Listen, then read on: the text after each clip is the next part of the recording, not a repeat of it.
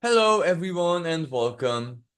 Today, I was guided to offer a collective tarot guidance for, of course, the period that we are in. So, basically, really for the now, because it's so very tense on all sides. Collectively speaking, I really don't have to say anything because it's very, very on. It's really, really happening. But of course, it comes to as no surprise that individually speaking, something, at least one component of our being, or one area of life, or something within our larger existence, if I can call it in this way, as in, what does that even mean? Well, it means our personal lives, but also our environment, but it can also many times mean our relationship with society itself, but then it can also become something very karmic, so much karmic that maybe it goes beyond this incarnation. So our sphere of existence, that's how I call it, because in a way it can be the immediate now, it can be as small as in just purely the self, or as big as it what does that mean, the self connected to many other selves, as in other people, or ideologies, or shared faith, shared anything that has to do with our life philosophies and worldview. That's so very much part of the self, but also part of the exterior self, if that makes sense. And then if we go to a more temporal perspective, well, then we can imagine that it's this incarnation, but very many times big karmic things also stem from other incarnations. And of course, when I say incarnations, for the human being that we are, it's very comfortable to think of it in the linearity of time, but really everything is simultaneous. The past isn't really the past. The past is really now, but quantumly simultaneous, if that makes sense. And so is the future, and so is basically anything. Because if time is not real and things are not really separated by time, well, then everything is in the now, right? Everything is happening right now simultaneously, and we are more than one identity, perhaps, simultaneously. But why am I complicating things so much? Well, because for some people, that's where the crisis is. And you might think to yourself, well, this isn't all that much very real. Well, no. However, when the crisis is a Plutonian crisis, if that's how and where, and basically the modus operandi of how it expressed in the life and the soul of that person, it will have so much power over the person, even if it's not real in the physical sense, that it will not matter. That person will live the same intensity as if someone who just lost their job and house and marriage at the same time, and they're basically kind of homeless already. One would be infinitely tragic, and everyone would feel sorry for the person because it is expressed in the physical realm. For the other person, that's usually the silent witness. Sorry. Well, actually, yes, the silent witness, witnessing that no one can help him and even understand him and care, because it's not a physical problem, right? However, it's the same situation and it's the same intensity of pain, chaos, not knowing what to do. Life collapsed on me. For both of these situations, there is no comparison. You know what I mean? Actually, many times we see that certain people for whom big, massive karmic things or Pluto's work is physical, like they lose house and they become short-term homeless, or another example which I saw playing out, prison, short-term prison or jail, that, or a physical injury where you one way or another undergo general anesthetic. These situations, even if they're physically dire, that person who suffers this, of course, meets these events with unusually great resilience and strength. So instead of defeating the person, these events actually help the person. So physically, it might be hard, but that person will well up a very, very strong willpower, a very, very strong survival state. A survival state where Locke is starting to already react to the person's needs, if you know what I mean. The other type of example where all of this is invisible, this is where that person might be so very, how should I, stopped in their existence tracks a little bit. Understand my symbolism. You're stopped in the course, natural flow, the tracks of your existence. You know what I mean? It's actually the great philosophy that lies at the core of your identity and being that is stopped for a moment. That is a bit more difficult. You know why? Because you can have all the physical nurture there, warm place, beautiful nature. You can have nature. You can have your loving dog. You can have, I don't know, a loving partner even, who is even a massage therapist. And it will not help whatsoever. Because you need a, how should I say this? A breakthrough within spirit. So that many times means that the specifics of this incarnation and identity simply in these moments have no meaning and no, you cannot grip in that whatsoever. And I feel that regardless of which situation we are experiencing at one area of our lives, we do need some guidance, maybe, which is not rooted in any wisdom that was ever dished out to us in any form. This is perhaps the moment when we need the wisdom of what they call the unborn God, that which is still in the state of creational chaos. Now, in the as a spiritual, let's just call it the whole spiritual world, regardless of the ancient wisdom, modern, or whatever, only a few oracles, or call them how seers, channelers, were able, like, how many, how should I even say? Think about Earth's population in all the,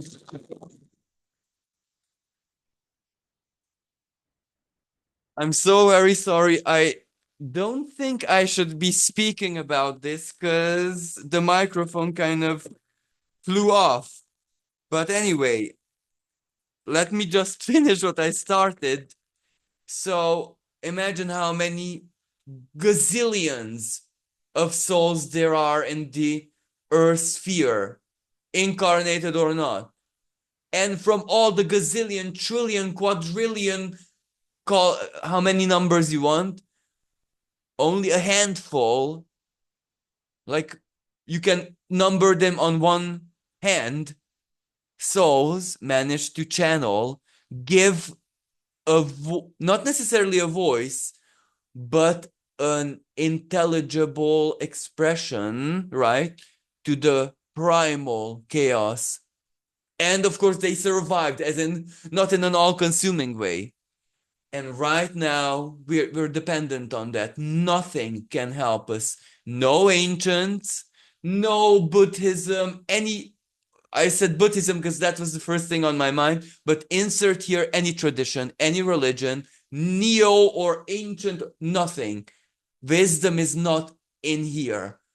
However, wisdom, where is it? In philosophy, in the highest possible philosophy. So we need to basically go there with the integrity of our being, not just the mind, not just the heart, not just the spirit, all that we are, need to get to the source of all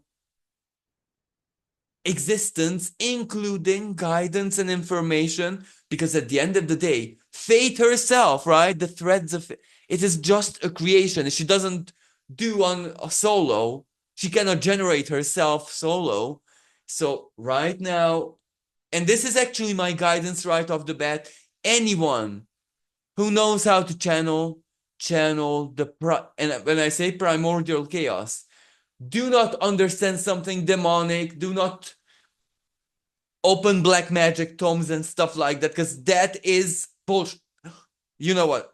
That primordial chaos is just a side. If how should I say?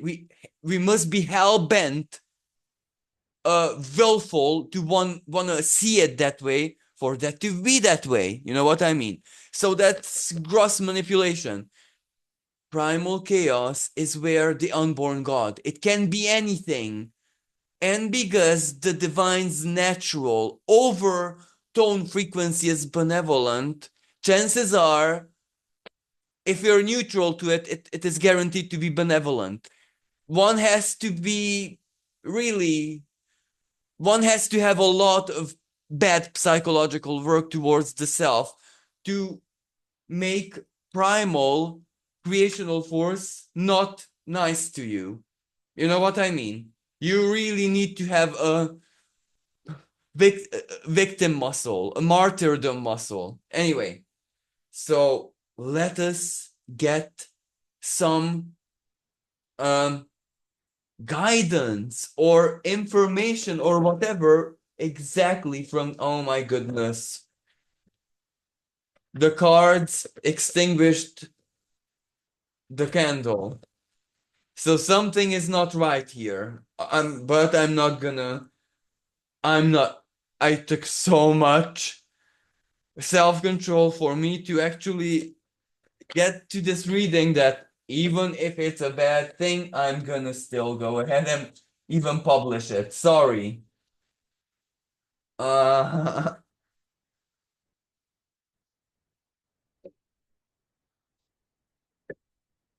so let us see the present first, a few cards about the present situation.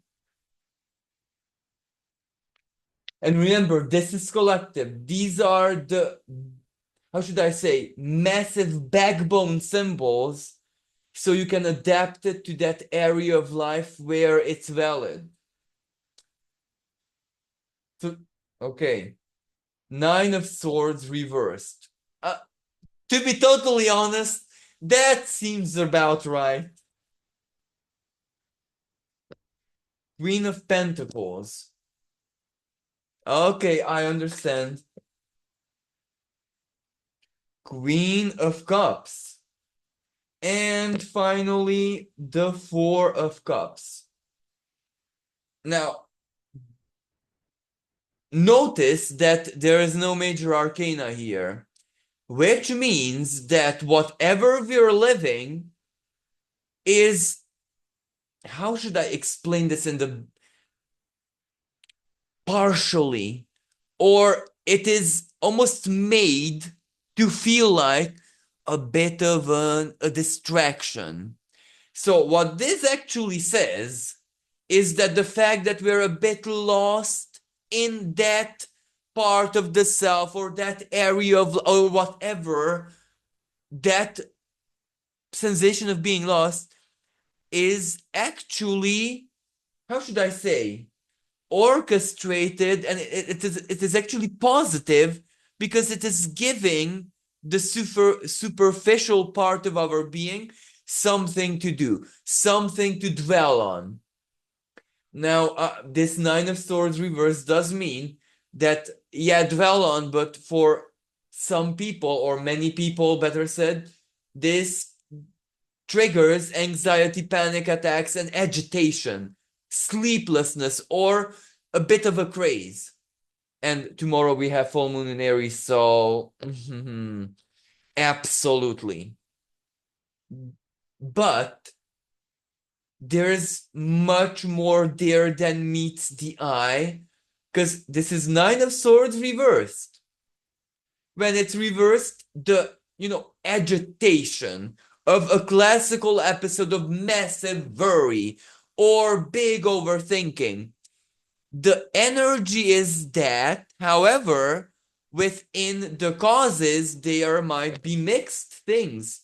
Queen of Pentacles says, why aren't I growing as expected? This is one of the big deals here.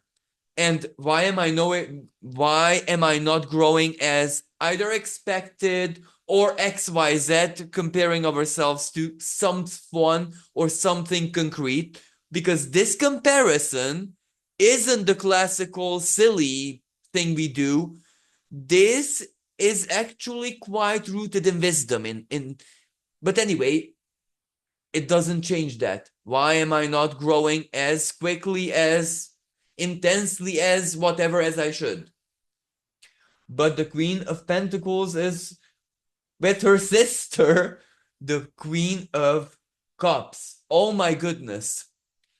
These two queens remind me of, well, this is Queen Mob, the Queen of Earth Fairies. And this is the Lady of the Lake, the Queen of Naiads and the Water Fairies. And many times, or certain times, the two queens were not, even though they were sisters, they were not, or are not even still to this present moment, very good, how should I say, like siblings. When something is really bad, immediately they're best of friends and allies and sisters. When things are a bit more personal, let's say, they're not very good cooperatives to each other. But this is where both queens are on the same page, and not in the good sense. Because the Queen of Pentacles, why isn't the growth there substantially?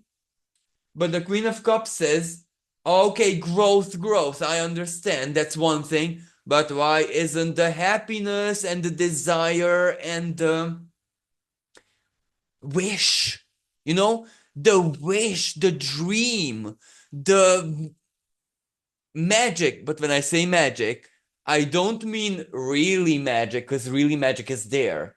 I mean the fun type of magic. Why aren't I loving it the way I should? Why aren't I excited and not, the feeling when being in the flow? Why aren't those two things there? And these two queens juggle the ball. When the Queen of Cups has enough, it passes the ball. The Queen of Pentacles backyard, in the sense that, well, I exhausted myself wondering why I am not feeling the inspiration and the dream and the love. Now you worry why the growth isn't there a bit. And then the Queen of Pentacles worries about the material side. Why isn't whatever should be not here yet? And these two pass it to each other. So you can imagine that the Nine of Swords is stabbing. But there is another layer, an extra layer, which is the Four of Cups. However, another part of the being is in anticipation mode. It is like deadly calm. It is where it feels that something is playing out, even if it cannot point out. So the signs are not all that positive, right? However, this is the dichotomy. Worry, and why isn't it the type of rush, anxiety, the stress? Why aren't I either growing, getting there, or loving it, being okay? But the Four of Cups is the opposite. Something within has faith. Something within, almost like it knows something. So like a calm, but this calm is rooted in the unconscious. But so is the worry. You know what I mean? So it's not an easy energy. So let's see the guidance with it. What is it that, I don't know, not necessarily that we should be doing, but how should we even react to this? Or, you know,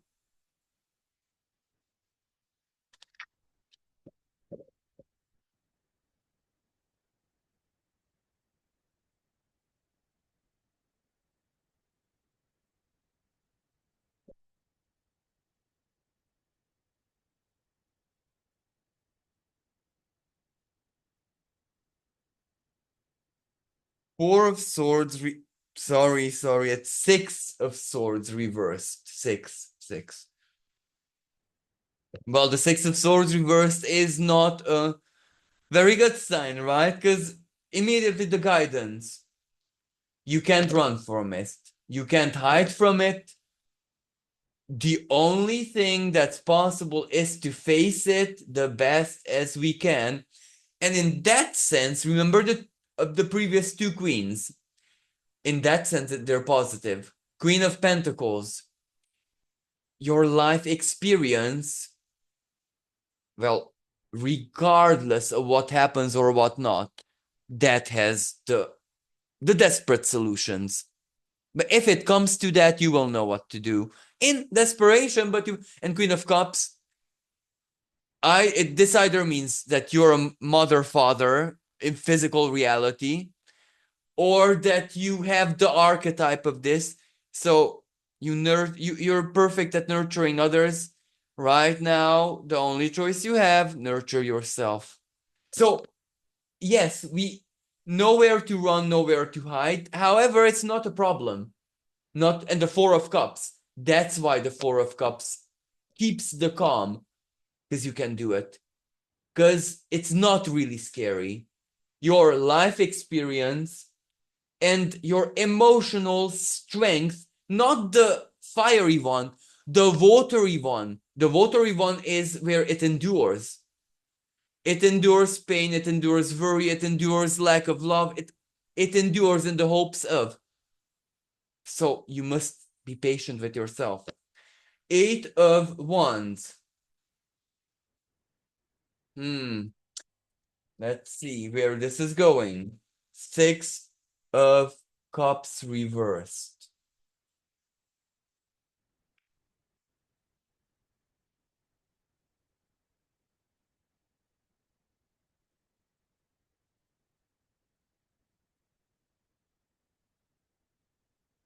Okay, I'll keep this Eight of uh Swords, World reversed, and Four of Swords.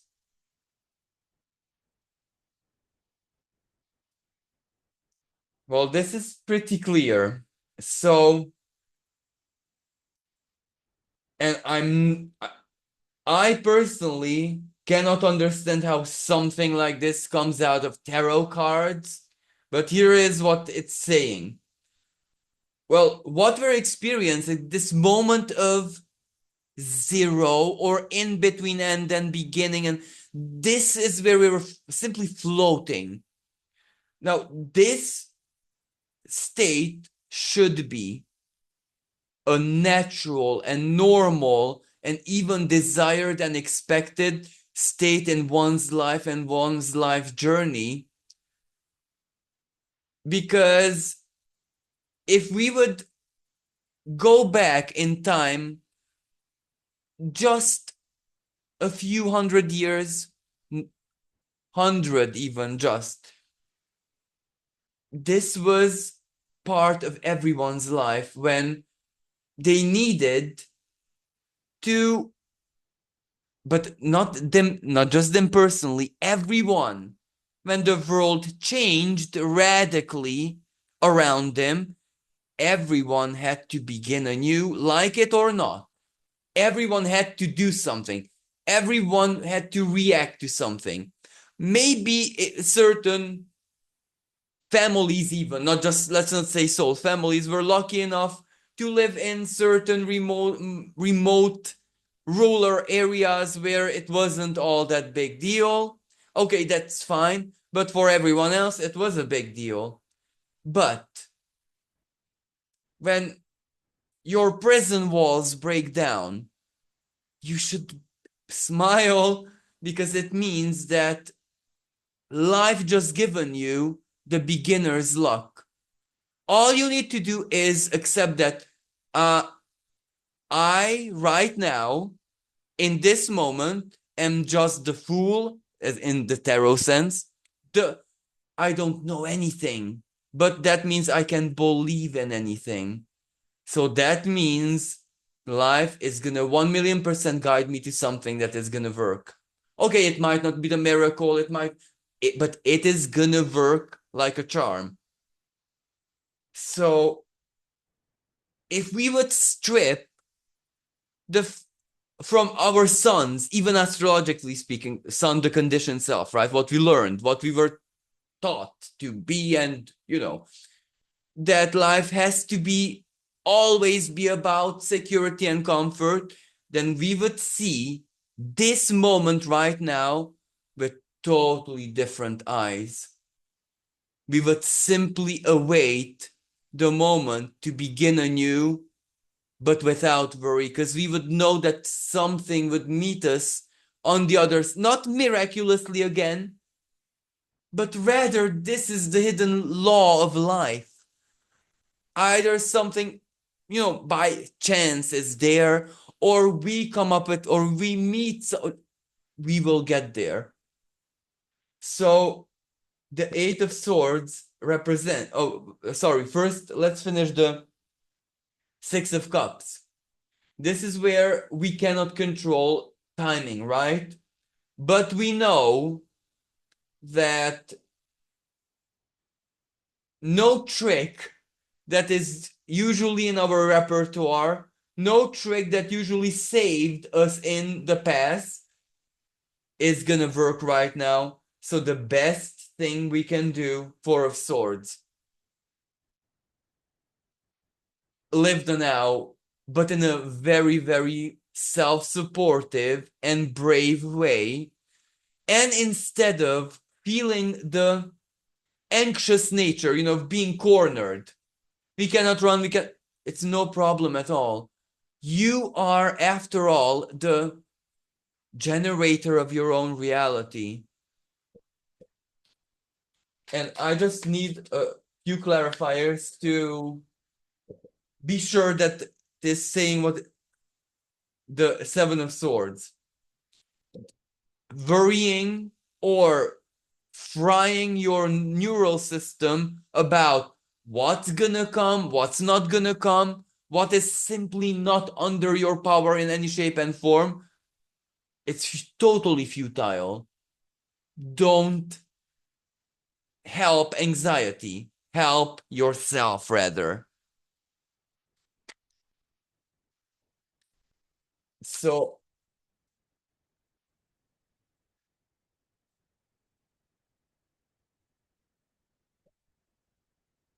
this is a bit too much.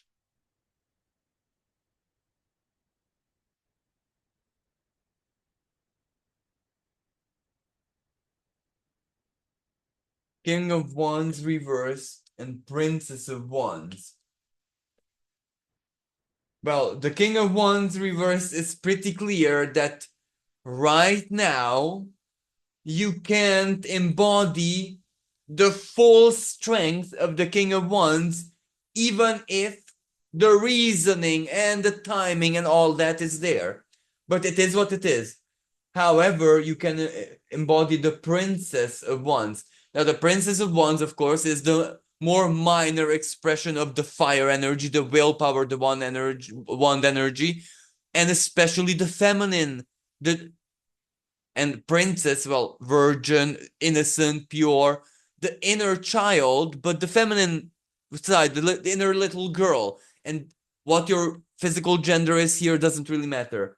And what does the inner little girl do? Write the story, project the story. Like, let me give you an example. The little girl, any little girl, well, she cannot be a mom, right?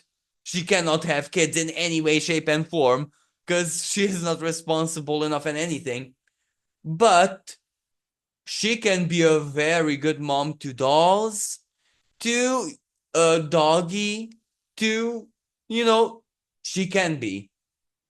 And you see the value of that projection. It's a game, it's a fantasy in a sense, but it isn't. Because the gesture, the learning, the immersion for the soul is real. That's why it's play. The soul asks the mind to create a, like a, if whoever saw Star Trek, like a holodeck, like a hologram, like a matrix. I want to live this. I can't in physical reality, but I want to train. I want to prepare myself for when I can play, simulate it. You know what I mean? This is an inner power. This is an inner energy accessible to anyone.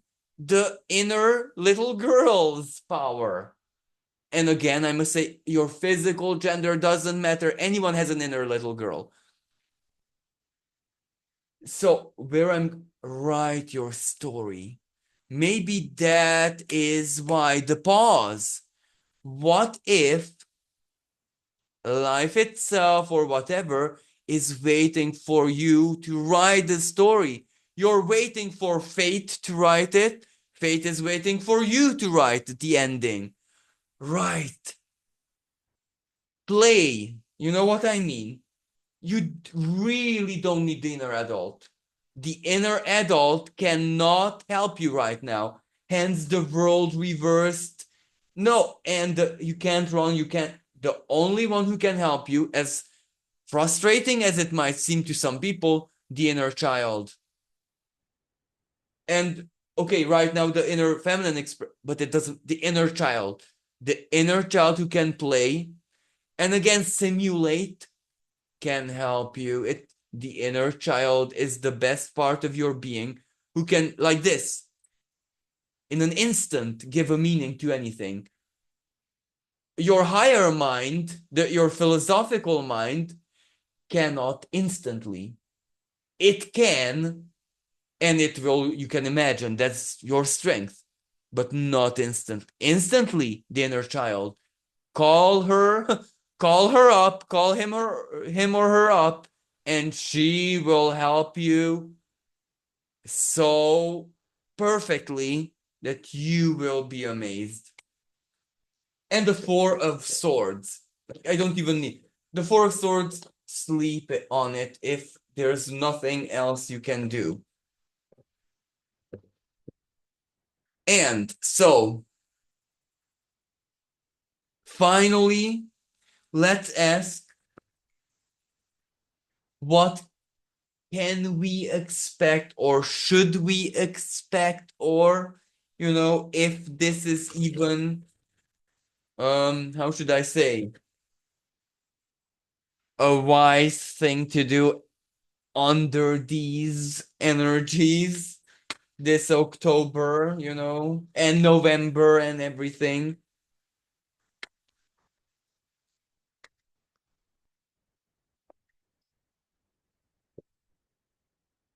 Oh, come on. At least one card.